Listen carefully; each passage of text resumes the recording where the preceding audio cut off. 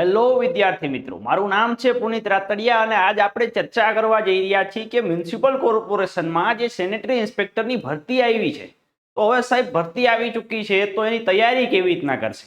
તો આજે લક્ષ્યમ એકેડમીના પ્લેટફોર્મ ઉપર આપણે તૈયારી વિશે વાત કરવા જઈ રહ્યા છીએ। તો સૌપ્રથમ આપણે વાત કરીએ તો ભાઈ સિલેબસ શું છે, બરાબર કે ભાઈ સિલેબસ કઈ રીતે છે। તો આપણે વાત કરીએ કે આ ભરતી છે, જે આ ભરતી છે એ ગૌણ સેવા દ્વારા લેવામાં આવે છે। ભરતી GSSB દ્વારા લેવામાં આવેલી છે।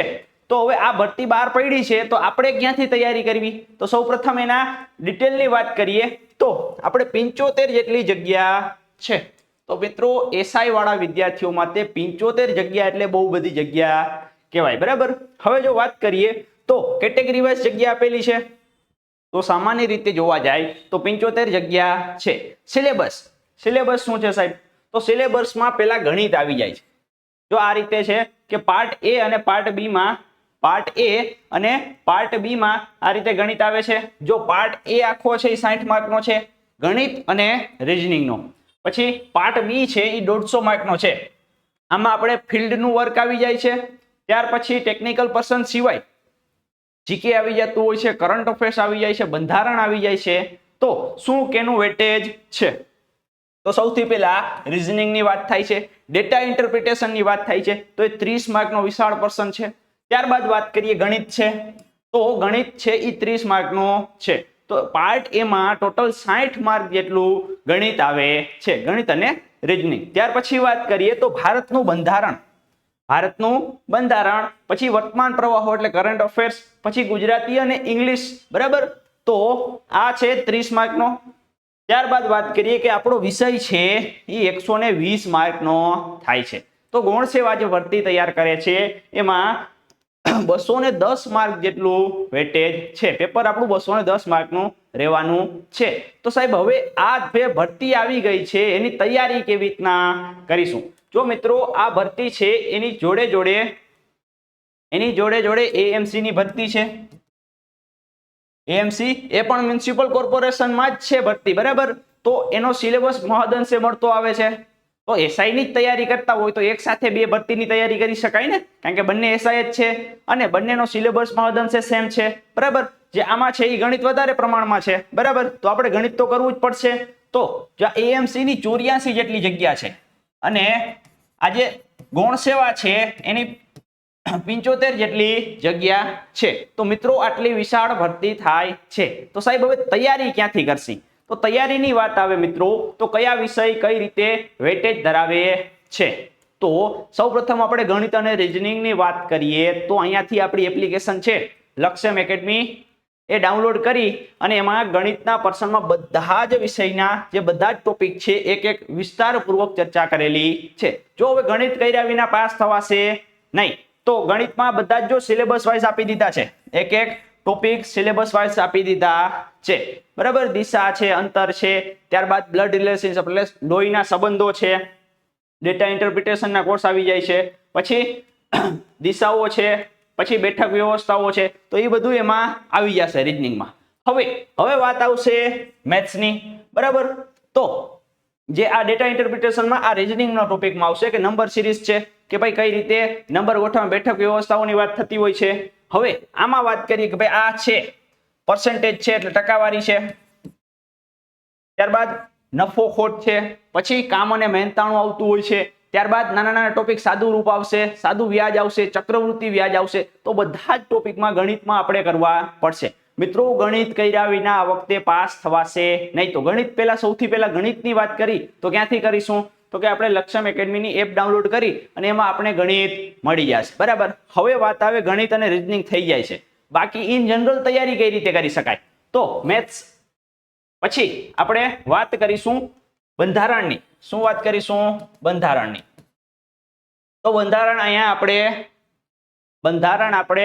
ધવલ સાહેબે મસ્ત એવું રેકોર્ડ કરેલું છે, બહુ ડિટેલમાં બંધારણ આપેલું છે, બરાબર। તો બંધારણ એકવાર જોઈ લેવાનું, એનું મટીરિયલ પણ તમને અહીંથી જ મળી જશે, મેથ્સ અને રીઝનિંગમાં પણ એ જ રીતે।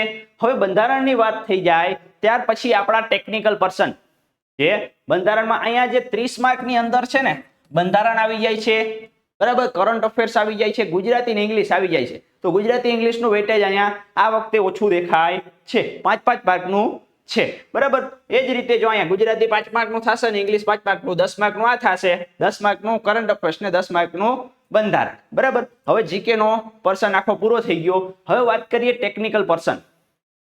તો મિત્રો જ્યારે ટેકનિકલ ની વાત આવે ત્યારે આપણે આ ક્યાંથી તૈયાર કરશી? તો બેઝિક રીતે વાત કરું તો સૌપ્રથમ આપણે ઓલ ઇન્ડિયાના ભાગ છે,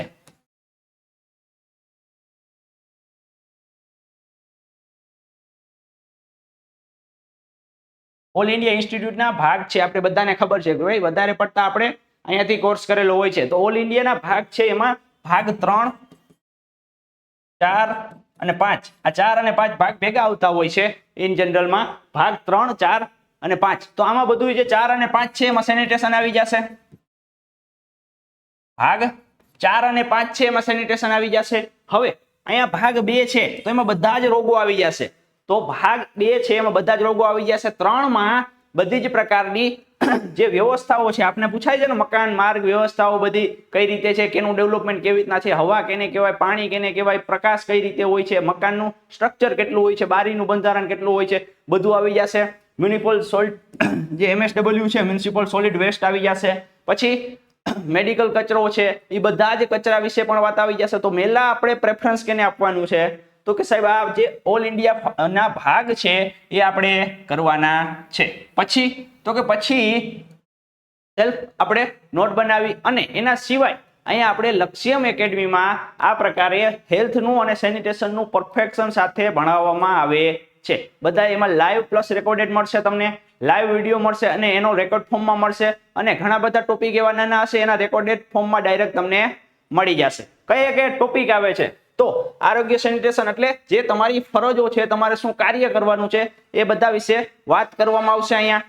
પછી મૂળભૂત સમજ આપવામાં આવી છે કે ભાઈ કઈ રીતે તમે શું કરશો, જવાબદારી શું છે, તમારું મહત્વ શું છે, સ્વચ્છતા કઈ રીતે કરાય, કોર્પોરેશન સેનિટરી અવકાશ. પછી વેપાર મેળાઓ કે તમારે વેપાર મેળાઓમાં મેનેજમેન્ટ કરવાનું, જાણે કે કુંભ મેળાનું આયોજન થયું છે, બરાબર. તો એઝ એ સેનિટરી ઇન્સ્પેક્ટર તરીકે તમારી ત્યાં શું ફરજ હોય છે કે ભાઈ માટી છે એની ચકાસણી કરવાની હોય છે કે ભાઈ આ માટી છે એ કોઈ પણ પ્રકારનો રોગ ફેલાવી શકે એમ નથી, પાણીની શુદ્ધતા તપાસ કરવાની હોય છે. પછી મળ નિકાલની પદ્ધતિઓનું ત્યાં આયોજન કરવાનું હોય છે, બરાબર. ભીડ નિયંત્રણ કરવાનું હોય છે. પછી પાણીજન્ય રોગ ત્યાં ફેલાય નહીં એવી કામગીરી કરવાની હોય છે. તો એ બધી અહીંયા ડિટેલમાં તમને ચર્ચા કરીશ, બરાબર. પછી આ એ જ છે બધું પ્રાથમિક સારવાર આવી જાય છે, આખી કૌશલ્ય તમારું, બરાબર. કઈ રીતે શું થાય કે ભાઈ તમે ઝેર પી લીધો, તમને સાપ કરડી ગયો છે, તાત્કાલિક શું કરવું જોઈએ, બરાબર. તમારો પગ ભાંગી ગયો છે, તમે પ્રાથમિક પગલા કયા લેશો, એ બધા જ વિશે વાત કરીશું. કચરાનો નિકાલ કેવી રીતના કરાય કે ભાઈ મ્યુનિસિપલ કચરો છે એને કઈ રીતે નિકાલ કરાય, સોલિડ વેસ્ટ છે એનો કઈ રીતે નિકાલ કરાય છે, મેડિકલ વેસ્ટ છે એનો કઈ રીતે નિકાલ કરાય છે, એ બધી વાત આવશે. પછી પ્રવાહી કચરો હોય છે, ગટરનું વ્યવસ્થાપન કઈ રીતે હોય છે, પાણીનું ફિલ્ટ્રેશન કઈ રીતે થાય, ગટરનું પાણી હોય છે આખું કઈ રીતે ફિલ્ટ્રેશન કરી અને કઈ રીતે આની પ્રક્રિયા થાય, જે પાણી વહેતું એને નદી નાળામાં છોડી મુકાય છે કે ઉપયોગમાં લઈ શકાય છે, પીવા માટે પાણી હોય છે એનો કઈ રીતે ઉપયોગ કરાય છે, એ બધી વાત આવશે. પછી જે શબ છે એની દફન વિધિઓ હોય છે કે ભાઈ શબને દફનાવવામાં આવે કે અગ્નિદાહ આપવામાં આવે તો શું મેજરમેન્ટ હોય છે, કઈ રીતે પ્રક્રિયા હાથ ધરાતી હોય છે. એ જ રીતે ખોરાક છે કે ખોરાકને કઈ રીતે સાચવી શકાય, કેટલા ટેમ્પરેચરે સાચવી શકાય, કેટલો સમય માટે સાચવી શકાય, એ બધી વાત થશે. પછી જે આહાર છે, ખોરાક છે એનું ધ્યાન રાખવાનું, એઝ એ સેનેટરી ઇન્સ્પેક્ટર તરીકે બધી જ સ્વચ્છતાઓનું ધ્યાન આપવાનું થશે. ચાલો, પછી પોષણ આવી જશે. પછી કુટુંબ નિયોજન આવી જશે, કુટુંબની તપાસ આવી જશે. કુટુંબ જે નાનું કુટુંબ હોય છે, જ્યારે તમે વાત કરો તો આખા કુટુંબનું મેજરમેન્ટ લેવાનું હોય છે. તો એ આપણે આખું ભણીશું કે ભાઈ એમાં કોઈ કોઈ પ્રકારના રોગ છે એ ડિટેક્ટ થાય છે કે નથી થતા. ત્યારબાદ વાત કરીએ કે ભાઈ ખોરાકનું કયા ટેમ્પરેચરે જાળવણી થશે. ત્યારબાદ વાત કરીએ પર્યાવરણ છે, પાણી છે, બરાબર, એના વિશે વાત કરીશું. પાણીનું શુદ્ધિકરણ વાત કરીશું, અલગ અલગ પ્રકારના ફિલ્ટ્રેશન વિશે વાત કરીશું. પછી ગટરના પાણીનું વ્યવસ્થાપન કઈ રીતે થશે, મળ નિકાલ પદ્ધતિ કઈ હોય, એમાં કયા કયા પ્રકાર પડતા હોય છે, કઈ આધુનિક છે, કઈ પૌરાણિક છે, હાલમાં કેટલી ઉપયોગમાં લેવાય છે, બધી વાત થશે.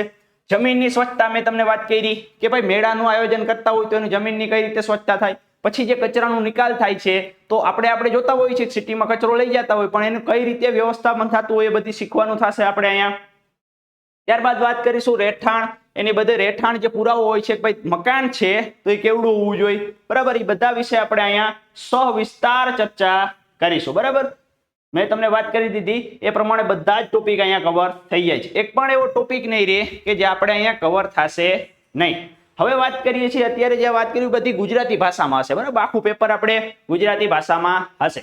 તો આપણે અહીંયા એપ્લિકેશન ઉપર બધું જ તૈયાર કરાવવામાં આવે છે. તો આપણે જોડે જોડે સેનેટરી ઇન્સ્પેક્ટર લઈએ છીએ તો જો સેમ સિલેબસ છે એએમસી નો. જેમ આપણે ગુણ સેવાનો સિલેબસ જોયો એ જ રીતે same to same syllabus AMC નો છે. જો અહીંયા જનરલ નોલેજ અને કરંટ અફેર્સ આપી દીધા છે 15 માર્કનો. ત્યારબાદ જીકે, ગુજરાતી અને ઇંગ્લિશ અને કોમ્પ્યુટર 15 માર્કનું આપી દીધું છે. ત્યાર પછી જો આ બધા જીપીએમસી એક્ટ છે, અમદાવાદ મ્યુનિસિપલ કોર્પોરેશનનો એક્ટ છે, આ બે અલગ પડે, બાકી બધું જ સેમ છે. ત્યારબાદ વાત કરીએ તો જો આ નેશનલ પ્રોગ્રામો એમાં આવી જાય છે. પછી પાણીજન્ય રોગો, ચેપી રોગો, બિનચેપી રોગો એ બધા આવી જશે. વોટરથી, પાણીથી જે એનું વ્યવસ્થાપન છે એ બધું આવી જશે. તો એક કોર્સમાં બધી જ તૈયારી થઈ જાય. એક કોર્સમાં બધી જ તૈયારી થઈ જાય. તો આપણે આજે MPHW નો કોર્સ છે એમાં એસઆઈ, એસએસઆઈ, MPHW નો કોર્સ છે એમાં એસઆઈ અને એસએસઆઈ ની તૈયારી થઈ જશે. તો આપણે જે મ્યુનિસિપલ કોર્પોરેશનના જે કોર્સ છે એમાં બધી જ તૈયારી થઈ જાય. તો તમારે ક્યાંય જવાની જરૂર પડશે નહીં. ચલો, તમારે જે કોર્સ જો પરચેસ કરવું હોય તો અત્યારે નવરાત્રી માટે સ્પેશિયલ ઓફર ચાલુ છે મિત્રો. જો ચૂકતા નહીં, નવરાત્રીની સ્પેશિયલ ઓફર ચાલુ છે. તમને 500 રૂપિયા સુધીનું આમાં ડિસ્કાઉન્ટ મળશે. એટલે ખૂબ જ સસ્તો થઈ જશે આ કોર્સ, બરાબર. એટલે વહેલી તકે તમે પરચેસ કરી લ્યો, તમારી બધી જ મૂંઝવણ અહીંયા દૂર થઈ જશે, બરાબર. તો ઇન્ક્વાયરી માટે તમે કોલ કરી શકો છો અને જે આપણી ટેલિગ્રામ ચેનલ છે એ પણ જોઈન કરી શકો છો, બરાબર. તો મળીએ છીએ આપણે નેક્સ્ટ લેક્ચરમાં અને એપ્લિકેશનમાં જોડાઈ જવાનું ભૂલતા નહીં.